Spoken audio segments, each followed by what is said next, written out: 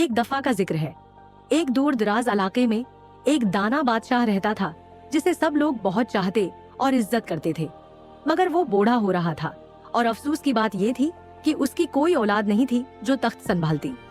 बादशाह जानता था कि उसकी सल्तनत को संभालने के लिए उसे एक ऐसे शख्स की जरूरत है जो ईमानदार, सच्चा और काबिल हो।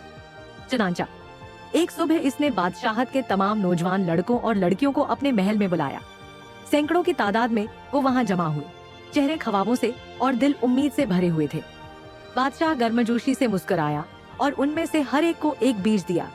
इसने ऐलान किया, जो मुझे सबसे शानदार पौधा लाकर देगा वो उस सरजमीन का अगला बादशाह या मिल्का बनेगा।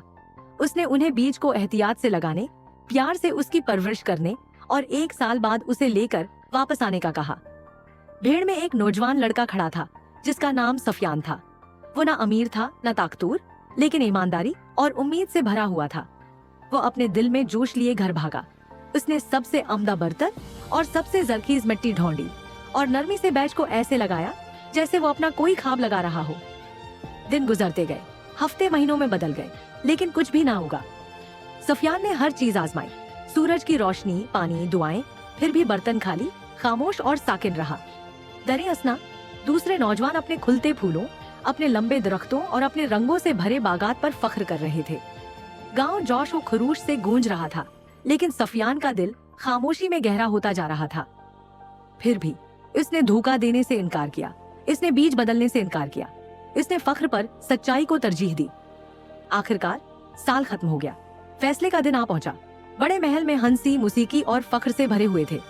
नौजवान अपनी जिंदगी से भरपूर पौधों वाले बर्तन फख्र से पकड़े खड़े थे और सफियान अपने खाली बर्तन को लिरसते हाथों से पकड़े खामोशी से खड़ा था।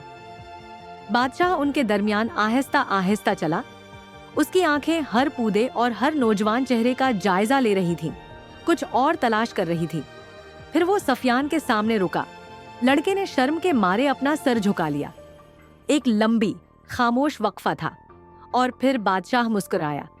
उसने नरमी से सफियान का हाथ उठाया और खाली बर्तन सबको दिखाने के लिए ऊंचा किया। सहन में सन्नाटा छा गया, भीड़ में सरगोशियां फैल गईं। लेकिन उसके पास तो कुछ भी नहीं है। कुछ आवाजें सरगोशियां कर रही थीं।